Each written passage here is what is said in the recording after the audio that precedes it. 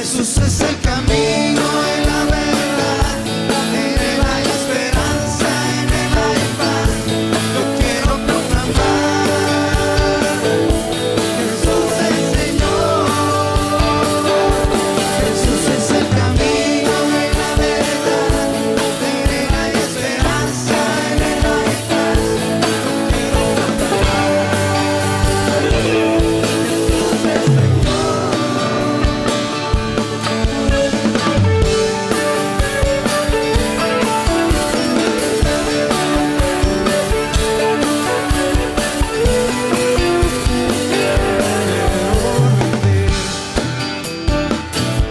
mi vida a ti y reflejar amor y compasión. Quiero vivir tu voluntad y compartir al mundo la verdad. Quiero cantar y de tu amor al mundo yo gritar. Jesús es el camino y la verdad, en Él hay esperanza, en Él hay paz. Yo quiero proclamar, Jesús es Señor.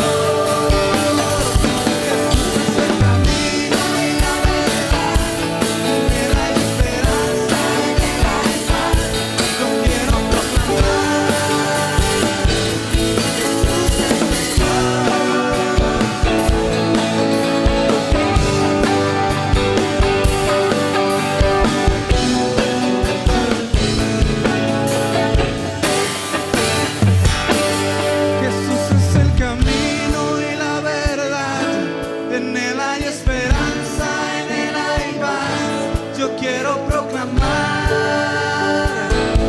Jesús es Señor. Jesús es el camino, en Él hay esperanza, en Él hay paz. Yo quiero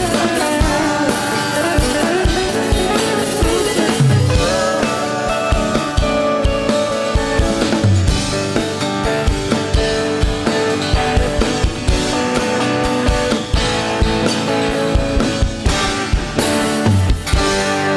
es Jesús es Señor. Dáselo más fuerte. Aleluya.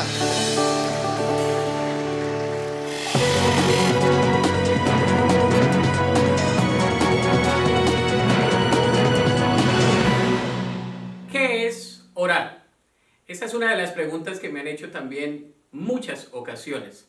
Pastor, ¿cómo puedo orar? ¿Qué significa orar? ¿Cómo puedo mejorar mi vida de oración? ¿Cómo puedo compartir algunos principios acerca de la oración? Bueno, primero a los Tesalonicenses, capítulo 5, verso 17, el Señor nos dice que debemos orar sin cesar, orar en todo el tiempo. Entonces, eso nos habla de una condición, eso nos habla de una rutina diaria que debemos incorporar en nuestra vida. ¿Qué es la oración? La oración no la podemos reducir a decir que es hablar con Dios. Hay algunas personas que dicen que la oración es simplemente hablar con Dios. Es como decir, si yo como, nada más tengo que abrir la boca. Algunas veces uso eso. Hay más que abrir la boca, hay que ingerir el alimento, hay un proceso de digestión, ¿verdad?, que nos va a ayudar a llevar todos los nutrientes a nuestro cuerpo y que nos va a dar la energía en el día, que es lo que esperamos de una comida. De la misma manera es la oración, no la podemos reducir simplemente a hablar con Dios.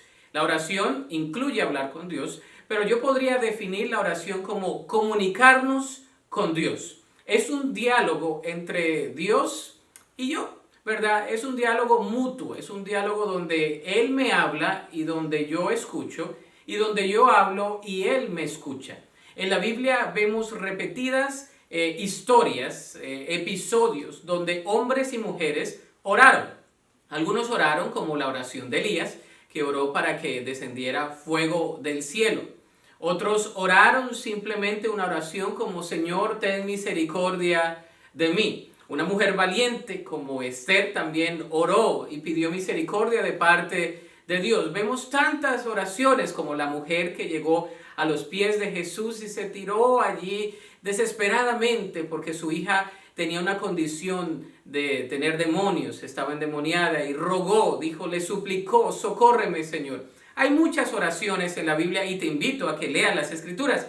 Sin embargo, todas ellas nos hablan de una comunicación con Dios. En todos los eventos de la Biblia vemos que Dios también respondió a la oración. ¿Cuáles son las partes de la oración? Bueno, hay muchas personas que han hablado de la oración, pero yo lo hago simple. Por ejemplo, podemos comenzar agradeciendo a Dios. Un tiempo de agradecimiento. ¿Cómo puedo agradecer a Dios? Dios, te agradezco por el día de hoy.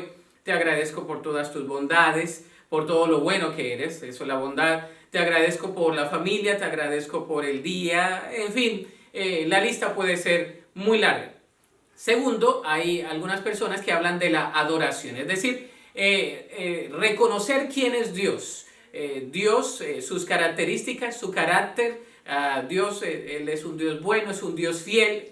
¿Verdad? Dios, te doy gracias por tu fidelidad, porque no me abandonas. Hablamos del carácter de Dios y le adoramos a Dios en la oración. Adorar no simplemente con cánticos. En la oración también podemos adorar a Dios. La otra parte que nos gusta a todos es la parte de la petición. Pedir, ¿verdad? Siempre tenemos una lista innumerable de peticiones. ¿Qué le vamos a pedir a Dios? Otros dicen que le vamos a pedir a Diosito. Yo creo que así reciben la respuesta a sus oraciones. Yo creo que tenemos un Diosote, un Dios grande, y podemos pedir. La palabra nos anima, nos insta a interceder también y a pedir, a tocar a la puerta y se abrirá, llamar, que yo estoy cercano. Dice Jeremías 33:3, ¿no? Que podemos venir al Señor con esa actitud en todo momento. Clama a mí, yo te responderé y te enseñaré cosas que tú no conoces. Entonces podemos pedirle al Señor. Simplemente la oración no es pedir, aunque nos gusta pedir, debemos adorar, debemos tener una actitud de acción de gracias y petición, pero también hay lo que se le llama la intercesión. La intercesión es interceder, por su misma definición, por otras personas. Vamos a interceder por una hermana, por un hermano, por un tío, por un abuelo, por una petición especial de otra persona. Vamos a tener esa actitud de interceder por otros. Antes de siempre estar pidiendo una lista muy larga, vamos a pedirle al Señor también por otras personas. Pedirle al Señor por la iglesia, pedirle por el país, pedirle por las condiciones sociales, pedirle por tantas cosas que no son solamente nuestras, sino de otras personas. Así que usa la herramienta de la oración. Podrás tener paz, gozo, tranquilidad, poder, alegría, fuerza, sustento. Dice, venid confiadamente ante el trono de la gracia para hallar gracia y oportuno socorro. Ora y verás la diferencia. Bienvenidos a nuestra séptima cápsula financiera, otra vez con nuestro amigo Dan Anthony. Ya creo que me conoce. La paz financiera implica no solo la libertad de la preocupación excesiva por las cosas financieras, sino también la libertad de la búsqueda constante de más. La Biblia dice que este espíritu de satisfacción es de gran valor, la paz financiera, que nos enseñan los siguientes versículos sobre el secreto y la fuente de la satisfacción de un cristiano. Se encuentran en Filipenses capítulo 4, versículo 11 al 13. Dice, no que haya pasado necesidad alguna vez, porque he aprendido a estar contento con lo que tengo. Sé vivir con casi nada o con todo lo necesario. He aprendido el secreto de vivir en cualquier situación, sea con el estómago lleno o vacío, con mucho o con poco.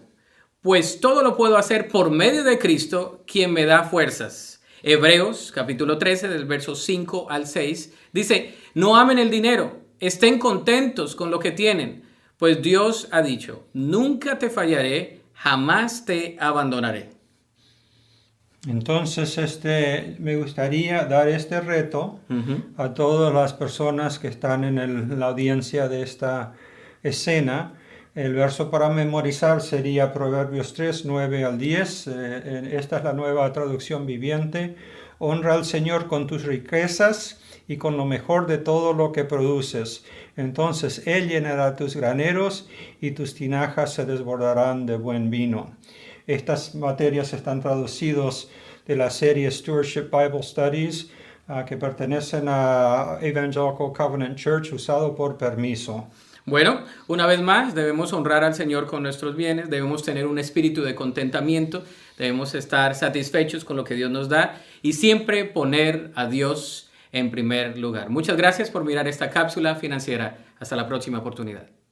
El centro de todo eres Jesús. El centro de todo eres Jesús.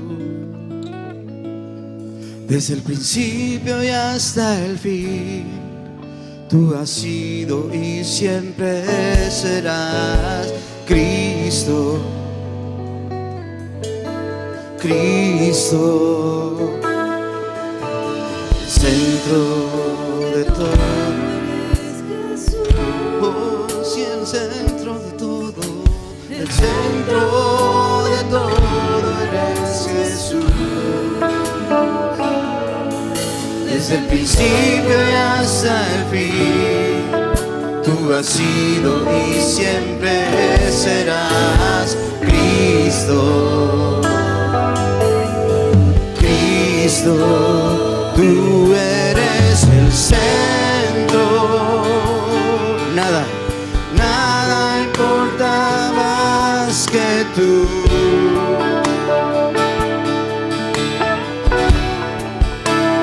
Todo el universo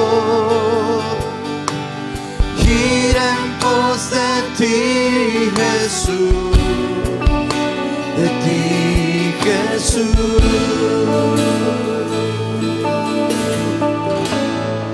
El centro eres solo tú.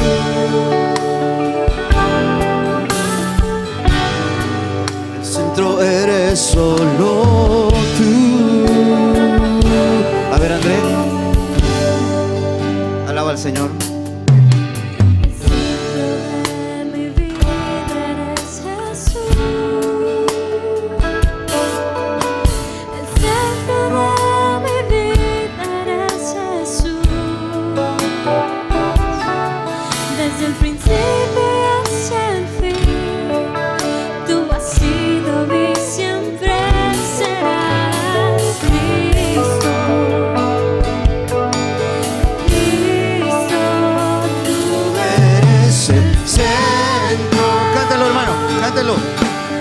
Nada importa más que tú.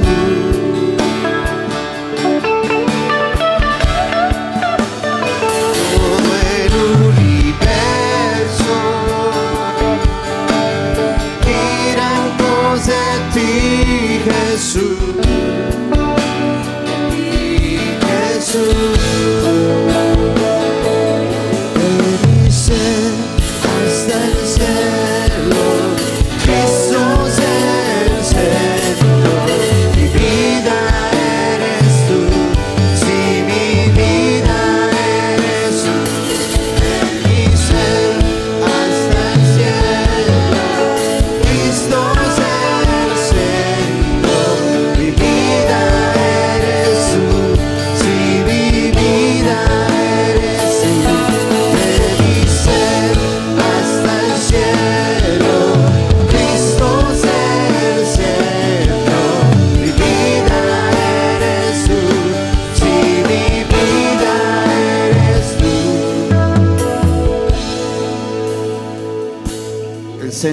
El centro de Calvary es Jesús. El centro de tu iglesia. El centro de tu iglesia es Jesús. Desde el principio hasta el fin, tú has sido y siempre serás Cristo. Él es el alfa y el omega.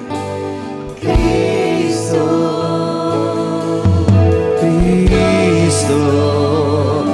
Dígale Cristo. Dígaselo, Cristo.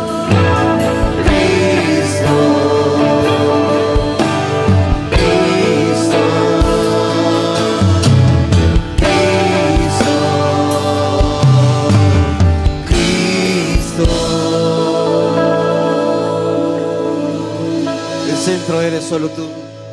El centro eres solo tú.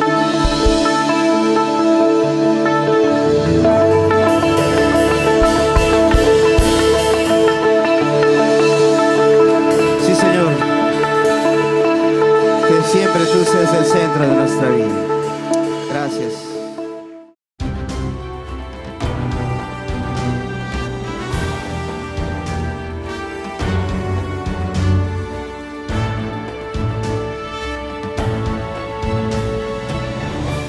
¿Te has sorprendido por la provisión que no estabas esperando, donde Dios usó a una persona, a alguna persona que quizá no estaba allí en tu mente, y Dios la usó para proveer algo especial a tu vida?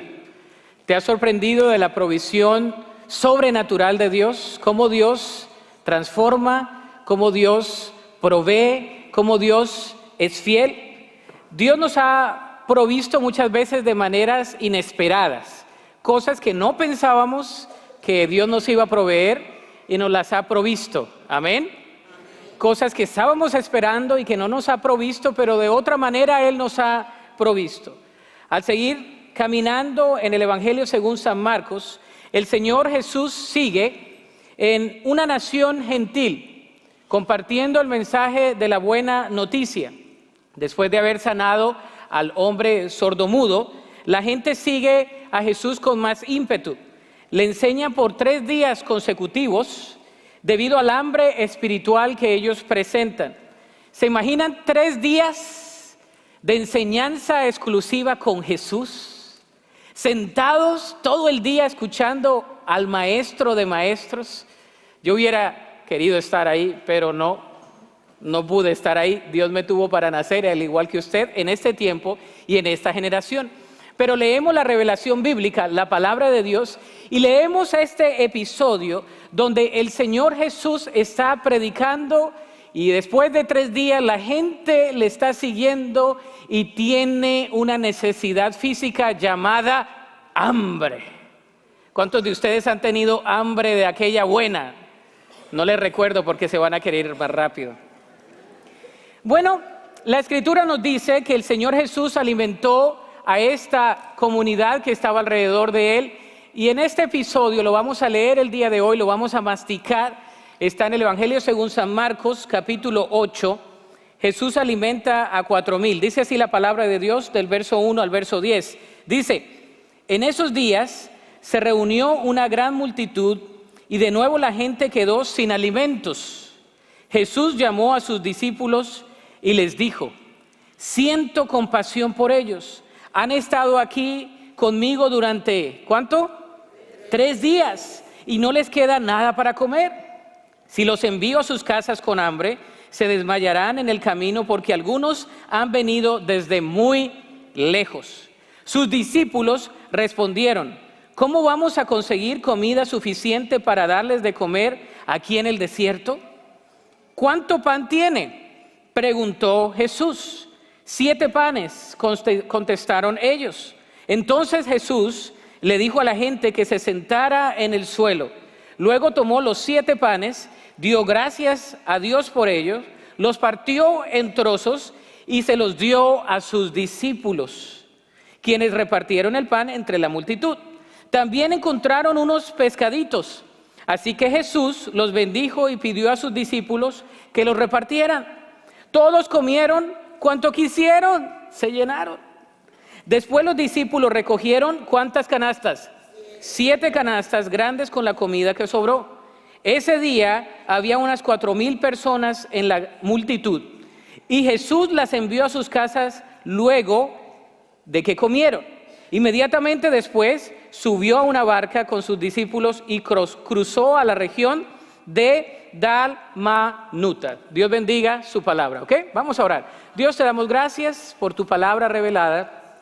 Gracias, Señor, porque estás aquí en medio de nuestro. Gracias por la alabanza, por la participación de ser testigos de estos bautismos.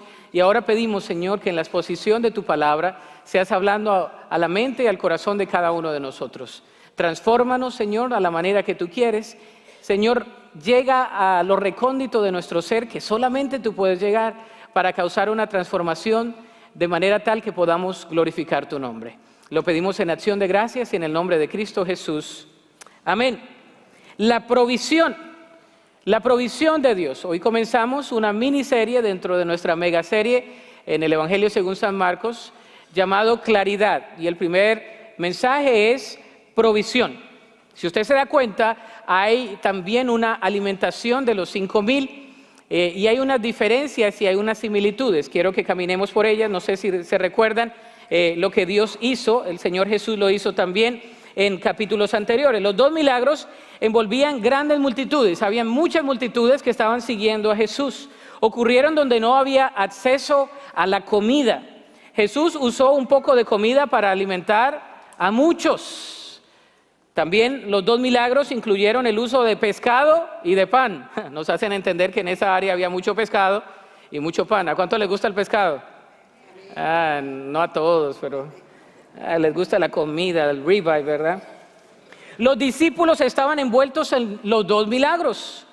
También en los 2 milagros Jesús preguntó: ¿cuántos pedazos de pan tienen? Jesús tomó lo que tenía, le agradeció a Dios por ello y lo partió.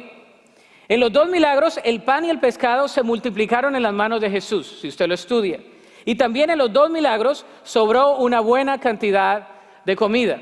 Pero si el Señor ya había alimentado a una multitud, ¿por qué sigue alimentando a 4,000 más? Bueno, hay algunas diferencias. El número de personas alimentadas fue diferente, 4,000 en comparación a 5,000. El número de panes fue diferente, fueron tomados 7 panes en esta ocasión en comparación a 7 panes. El monto que sobró fue diferente, fueron 7 canastas grandes en comparación a 12 canastas pequeñas, que era la porción más o menos de cada persona. El primer milagro ocurrió después de un día de enseñanza. Este milagro ocurrió después de 3 días de enseñanza. El primer milagro, yo creo que Jesús fue motivado por las necesidades espirituales de las personas. En este milagro, Jesús fue motivado por las necesidades físicas. Después de 3 días, tenían hambre. En el primer milagro, Jesús usó la comida en un recurso externo. Juan capítulo 6 nos habla al respecto de eso. ¿Se acuerda que había un niño que tenía los recursos? En este milagro, Jesús usó lo que los discípulos traían para su lonche. Los panes y los peces que los discípulos traían. El propósito del primer milagro era enseñarle a los discípulos que Jesús era el pan de vida para los judíos. En este milagro, la enseñanza era que Jesús era el pan de vida para todo aquel que cree en Él, porque eran una nación gentil. Así que era un poco diferente y a la vez tenía similitudes. El principio fundamental es que Jesús es el Salvador que cuida de la vida integral de sus seguidores. A mí me fascina entender el principio que yo tengo un Salvador que cuida integralmente de todas mis necesidades. Y es así como desglosamos algunas enseñanzas. La primera de ellas es que Jesús conoce nuestras necesidades. El versículo 3 dice que envió a sus casas, que si los envío a sus casas con hambre, se desmayarán en el camino, porque algunos han venido desde muy lejos. Jesús sabía y conocía las necesidades de aquellos que le seguían.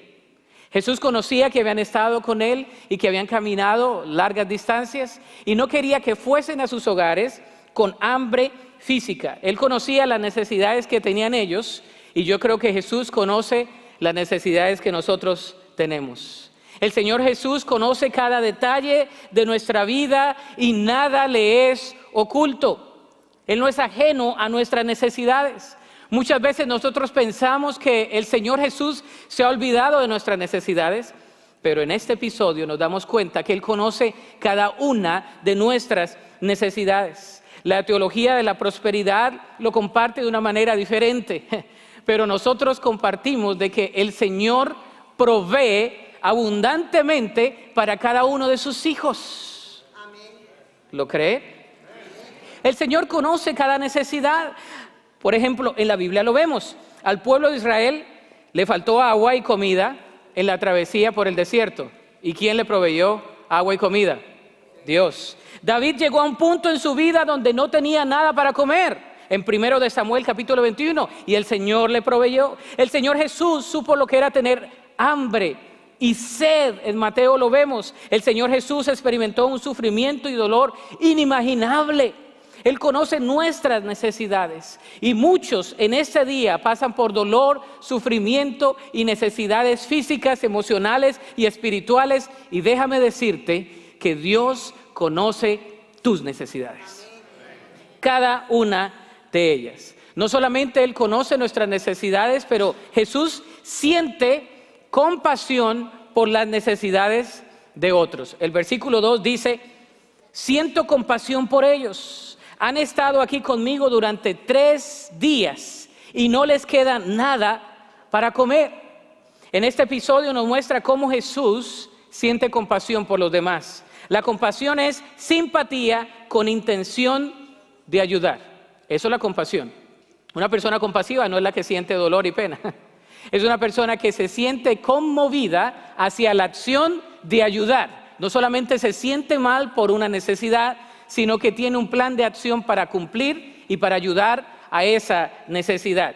5 veces en los evangelios se encuentra que Jesús fue movido por su compasión. Y yo quiero ponerlo en perspectiva. Jesús, Rey de Reyes, Señor de Señores, Dios Todopoderoso, quien creó todo lo que existe, se hizo en forma de hombre para venir a compadecerse por la misma creación que Él hizo. Él vino a compadecerse por nosotros, y me mueve mi corazón el saber que el corazón de Jesús es un corazón compasivo, un corazón que no solamente ve la necesidad, sino que hace algo al respecto. Yo me gozo con ese hecho de saberlo. Hebreos capítulo 4 verso 15 dice: nuestro sumo sacerdote comprende nuestras debilidades, porque enfrentó todas y cada una de las pruebas que enfrentamos nosotros. Sin embargo, Él nunca pecó. La diferencia es que nosotros sí pecamos, pero Jesús nunca pecó. El Señor Jesús nunca pecó, pero conoce todas nuestras necesidades. Él comprende nuestras debilidades, enfrentó todas las pruebas. No hay prueba que el Señor Jesús no haya enfrentado, y por ende Él conoce las pruebas y las dificultades y tentaciones y debilidades que nosotros tenemos, pero Él es victorioso y nos puede dar a nosotros la victoria. Amén. Él conoce nuestras debilidades, siente compasión. Es ese tipo de compasión que vemos en la Biblia. ¿Quién hubiera tenido compasión por las necesidades del pueblo de Israel? Un pueblo terco, testarudo, desobediente. Sin embargo, Dios la tuvo. ¿Quién hubiera tenido compasión por la esclava Agar y su hijo Ismael en el desierto? Dios la tuvo. ¿Quién hubiera tenido compasión por la viuda y su hijo que estaban a punto de morir, y el Señor les envía a Elías, no solamente para proveerles a ellos, sino también para que Elías fuera provisto por parte de Dios? Dios tuvo compasión. ¿Quién tendría compasión por aquellos en los días de Jesús? ¿Quién le importaría un hombre llamado Lázaro? Porque había muchos que morían. Una niña de 12 años o un hijo de una pobre viuda que hubiese muerto, uno más en la lista. Sin embargo, Jesús lo levantó de la muerte. Jesús tuvo compasión. Él tuvo compasión, levantó a aquellos de la muerte. ¿A quién le hubiera gustado venir a una humanidad rebelde, a un pueblo rebelde? Sin embargo, Jesús vino a morir por cada uno de nosotros. Yo le doy gracias a Dios porque creemos en un Dios y servimos en un Dios que genuinamente cuida de cada una de nuestras necesidades, de las necesidades de sus hijos. No debemos dudar el traerle todas nuestras necesidades a Él. Él conoce nuestras situaciones. El Salmo 34:15 dice lo siguiente: los ojos del Señor están sobre los que hacen lo bueno, y sus oídos están abiertos a sus gritos de auxilio. El Señor está allí escuchando nuestro clamor. El Señor escucha nuestras necesidades. Jesús tiene compasión por nosotros, aunque también Jesús enfrenta la incredulidad y la oposición. El verso 4 y 5 vemos lo siguiente, dice: sus discípulos respondieron: ¿cómo vamos a conseguir comida suficiente para darles de comer aquí en el desierto? ¿Cuánto pan tienen?, preguntó Jesús. Los discípulos ya habían visto a Jesús alimentar a 5,000. Habían visto cómo Jesús había hecho multiplicar esos panes y peces. Sin embargo, en capítulos posteriores, los mismos discípulos se les olvida lo que Jesús ya ha hecho. Eso es una tendencia humana. ¿Cuántos de nosotros olvidamos lo que Jesús ya ha hecho por nosotros? Hay una tendencia que olvidamos lo que Dios ya ha hecho por nosotros, lo que Jesús, de dónde nos sacó el Señor, cómo el Señor nos proveyó. Y estamos como los discípulos haciendo la misma pregunta: ¿cómo vamos a conseguir el pan? Como el Chavo, ¿no? O como el Chapulín. Y ahora, ¿quién podrá ayudarnos? ¿No? Así estamos. Los creyentes, se nos olvida que tenemos un Dios que es dueño de todos los recursos. Se nos olvida que tenemos un Dios que nos proveyó en el pasado todas nuestras necesidades. Se nos olvida que tenemos un Dios que nos sanó de muchas dolencias. Se nos olvida que es un Dios que nos perdonó todos nuestros pecados. Y en el presente se nos olvida que Él puede proveer lo mismo o aún más que en el pasado. Pero como humanos tenemos una tendencia a olvidarnos de lo que Dios hace. ¿Cómo vamos a salir de la situación? Usted se agarra la cabeza, no sé qué hace usted, si le pega la puerta, agarra la cabeza, tira, no sé, cosas en la casa, no sé qué pasa en su casa. No me lo cuente, por favor, porque nunca terminaríamos. Sin embargo, le puedo decir que aunque usted se agarre la cabeza, se quite los pelos, si es que tiene algunos, aunque usted tire las cosas, aunque usted llore como un niño de 2 años, si usted no reconoce que tiene un Dios que tiene todos los recursos y que tiene el control de todo, no le importa cualquier tantrum que se eche en el piso. Porque mi Dios es un Dios que tiene cuidado de mí. Amén. Nuestro Dios es un Dios soberano, que le conoce a usted su dolor de cabeza, su dolor en el corazón, su hepatitis, lo que usted tenga. Su chiflazón literal, no de consentimiento. Todo el Señor lo conoce y el Señor provee para nosotros. Él les hizo la misma pregunta que les hizo cuando alimentó a la multitud la primera vez. Muchas veces el Señor nos quiere recordar lo mismo. ¿Qué tienes en tus manos? ¿Qué comida tienes? El Señor nos quiere preguntar. ¿Qué hizo Jesús? Usó lo que los discípulos tenían en sus manos. El Señor quiere usar lo que nos ha dado en nuestras manos. El Señor quiere usar la provisión, los dones, los talentos, los recursos que nos ha dado a nosotros. La provisión nos quiere recordar que Él ha sido fiel y siempre lo será. El Señor nos quiere recordar que no hay ningún justo desamparado ni su descendencia que mendigue pan. El Señor nos quiere recordar que Él es un Dios de grata abundancia, de gran abundancia. Sin embargo, el Señor también enfrentó, como nosotros lo enfrentaremos también, o lo enfrentamos, oposición. El verso 11 dice lo siguiente, dice: cuando los fariseos oyeron que Jesús había llegado, se acercaron y comenzaron a discutir con Él.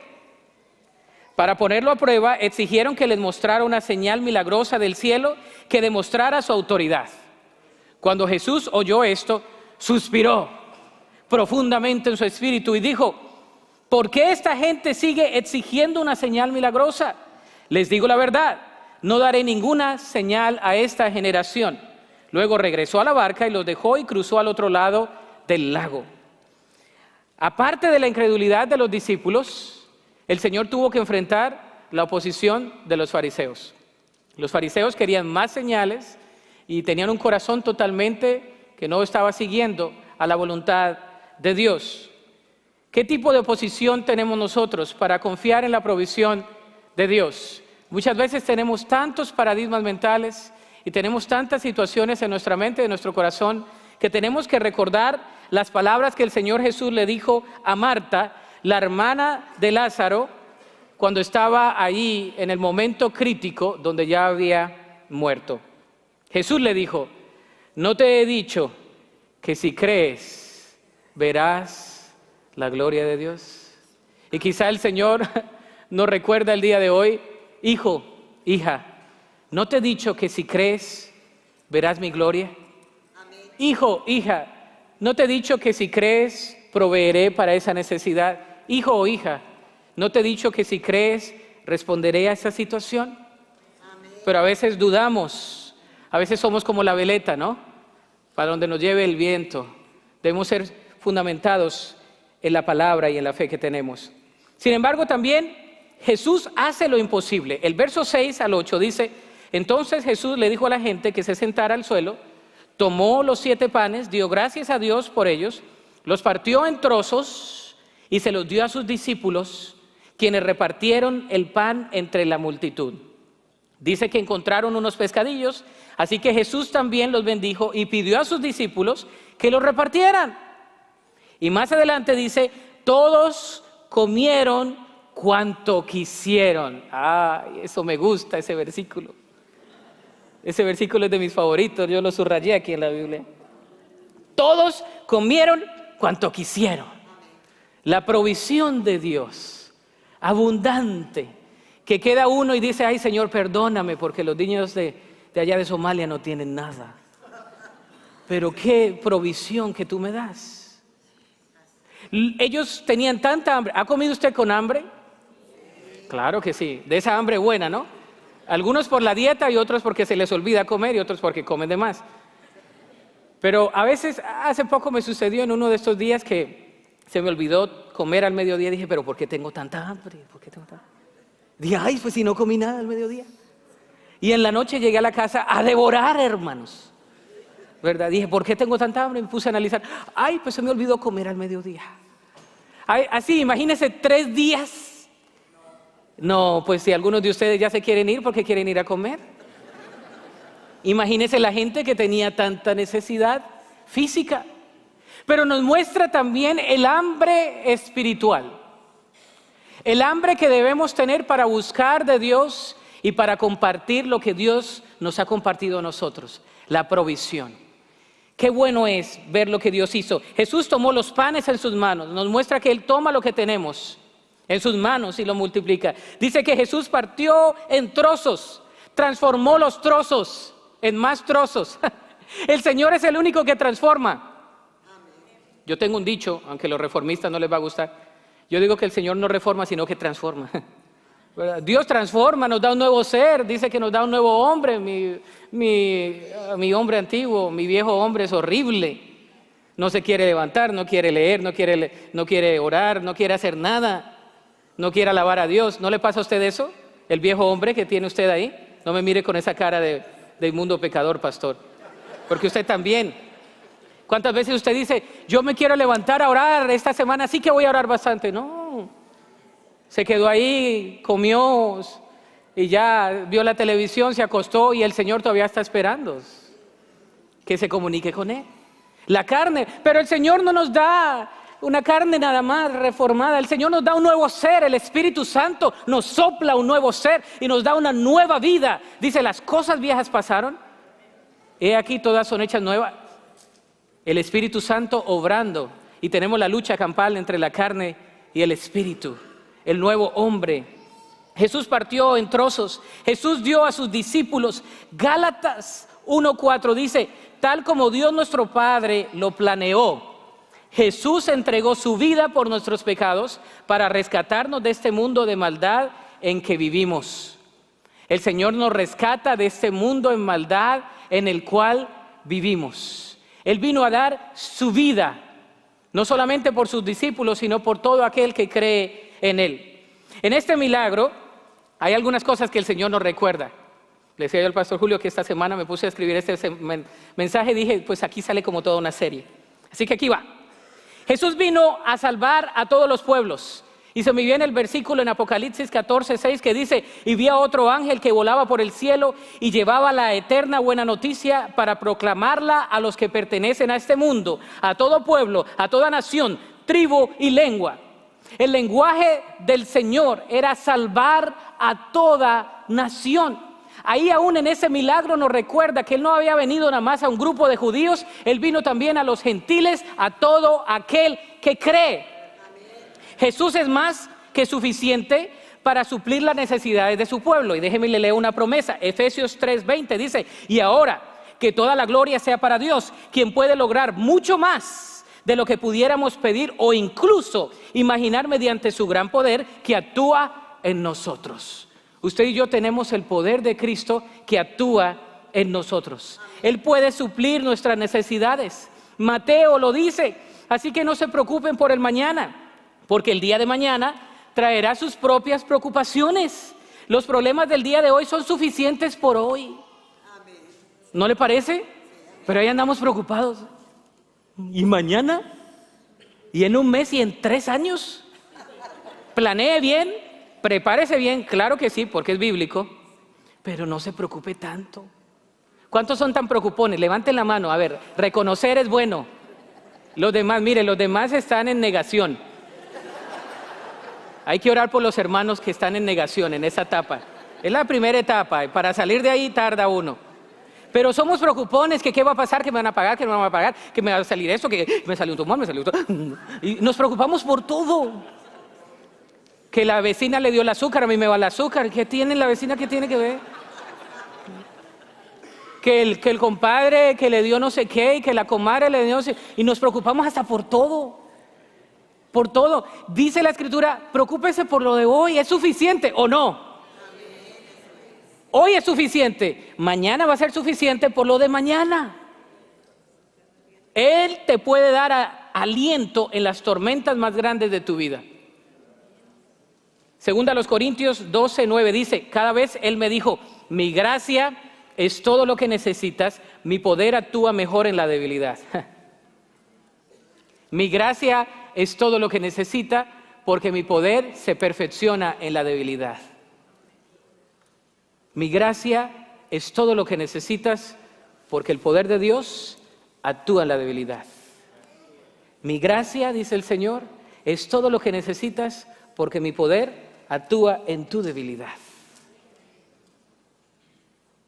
Diga el débil, fuerte soy. Diga el pobre, rico soy. ¿Por qué? Por la sangre del Cordero de Dios. Él nos puede empoderar para hacer su voluntad.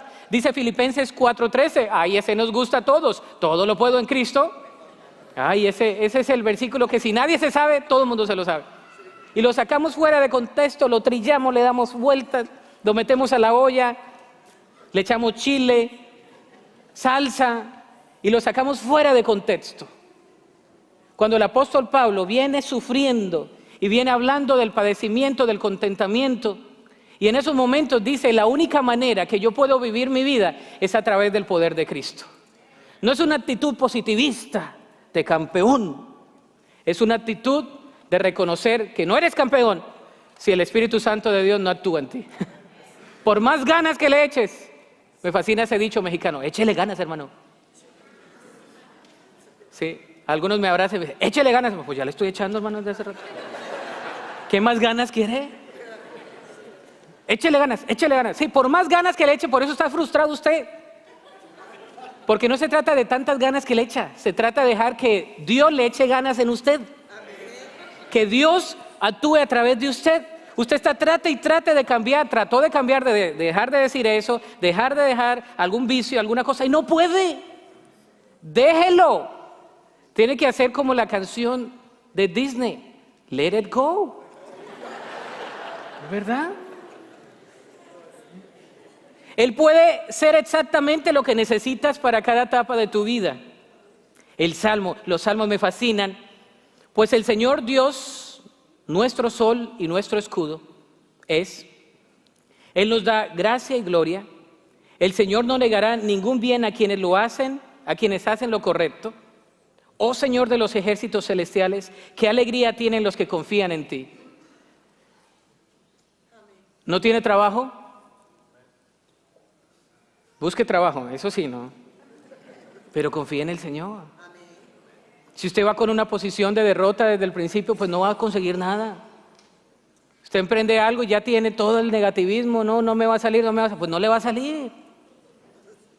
Nunca me va a casar, pues nunca se va a casar. Nunca va a cambiar este hombre, pues nunca cambió. Nunca va a cambiar, pues nunca. Usted mismo con sus palabras se está atando. ¿Cuál es la fe que tiene? Jesús nos recuerda que somos personas de poca fe.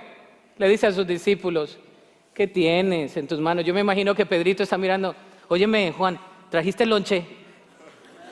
No, no traje. Óyeme tú, ¿traes lonche? Sí, ¿cuánto traes? Tráeme esos pescaditos. No, ese pan, no, esto es para mí. Se imagina, ese es el escenario que está ocurriendo. El Señor usa lo que trae. Y todavía están pensando ellos así como anonadados. ¿Qué va a hacer Jesús? Habiendo alimentados 5,000, todavía siguen ellos. ¿Y qué hará Jesús? ¿Le daré mis panes o no? Porque primero mis dientes que mis parientes. Eso aplica en cualquier cultura, hermano. Jesús nos recuerda que Él no es tacaño. Jesús no es tacaño. Si fuera tacaño no tuviera usted vida ni yo. Porque dice que en su justicia nos tuviese que haber consumido. No existiríamos nosotros como hijos de Dios. Dios no es tacaño. El tacaño es usted. Dios es un Dios abundante. Tantas bendiciones que Dios nos da. El hecho que usted esté aquí es una bendición de Dios. El hecho que respire. ¿Cuántos respiran? Qué sabroso respirar, ¿verdad? Y algunos hasta además, ¿no? No se duerman. Hay uno que otro hermano que se duerme en los sermones, pero hoy no hay ninguno dormido, la reporto. Gracias a Dios. Jesús nos recuerda lo que pasa cuando dejamos nuestras necesidades en sus manos. Preste atención a esto. Si no me agarró nada el mensaje, agarre esto. Jesús nos recuerda lo que pasa cuando dejamos nuestras necesidades en sus manos. Pero usted y yo estamos así. Es mi necesidad, es mi situación, es mi rollo, es mi trauma, es mi abuso que sufrí, es mi situación de la infancia, es mía y de nadie más. Pues déjela ahí entonces. El Señor quiere tomar esa carga y el Señor quiere sanar esa necesidad. ¿Sabe? Vamos a leer la conclusión porque la conclusión está interesantísima. Y la conclusión responde a esta pregunta, fíjese. ¿Todavía no entienden? Así termina el sermón, ¿no? Y así lo voy a terminar. Porque no le vamos a añadir más. Dice, pero los discípulos se habían olvidado de llevar la comida. Más adelante, dice, al oír esto, comenzaron a discutir entre sí, verso 16, pues no habían traído nada de pan. Jesús supo lo que hablaban, así que les dijo, ¿por qué discuten? ¿Por no traer el pan? ¿Todavía no saben ni entienden? Tienen el corazón demasiado endurecido para comprenderlo. Tienen ojos y no pueden ver. Tienen oídos y no pueden oír. ¿No recuerdan nada en absoluto? Cuando alimenté a los 5,000 con 5 panes, ¿cuántas canastas con sobra recogieron después? 12, contestaron ellos. Y cuando alimenté a los 4,000 con 7 panes, ¿y cuántas canastas grandes con sobra recogieron? 7, dijeron. Y termina el pasaje aquí. ¿Todavía no entienden? Les preguntó. Ok. Alimentación de los 5,000, alimentación de los 4,000, se van los discípulos con Jesús, se les olvida llevar de comer otra vez y pasa lo mismo. Y Jesús les tiene que repetir, ¿no entienden? Tienen ojos y no ven, tienen oídos y no oyen, ¿no entienden? Póngase sobre sus pies. Yo espero que no seamos una generación que no entiende.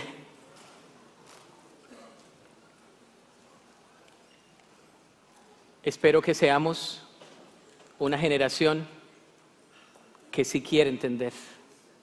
Amén.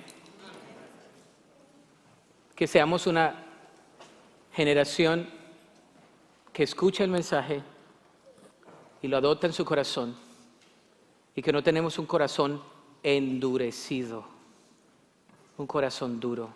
Yo te voy a pedir que inclines tu rostro y yo voy a hacer una invitación el día de hoy. Quizá vienes por primera vez o segunda vez, o este mensaje hace sentido para ti. Dios quiere proveer primero a tu necesidad espiritual. Y si no has recibido a Cristo en tu corazón, hoy es día de salvación. El Señor quiere no solamente tocar la puerta de tu corazón, sino que quiere entrar ahí, ser el Salvador y Señor. Si tú no has conocido de Cristo y el día de hoy quieres emprender ese caminar, yo te voy a pedir que tú repitas en fe, es decir, creyendo, esta simple pero profunda oración. Que digas: Señor Jesús, reconozco mi necesidad de ti. Reconozco que te he fallado y que no puedo salvarme a mí mismo. Te pido perdón, oh Dios, por todos mis pecados. Y yo recibo el regalo de la vida eterna. Yo recibo ese regalo de vida en Cristo para vivir una vida que yo no puedo vivir, para tener poder en un poder que yo no tengo. Lo pido en fe, en el nombre de Cristo Jesús. Amén. Si has hecho esta oración por primera vez, no te vayas sin dejárnoslo saber. Queremos caminar contigo en este caminar de fe. Pero quiero hacer una segunda invitación para todos aquellos que, como los discípulos, nos sentamos, escuchamos al Maestro y aún no entendemos que Él provee. Yo no sé cuál es tu situación y la provisión que necesitas. Lo que yo sí sé es que creemos en un Dios que provee integralmente para cada uno de sus hijos. Nada me faltará. El Señor es mi pastor, nada me faltará. El Señor es mi pastor, en pastos delicados Él me hará descansar junto a aguas de reposo.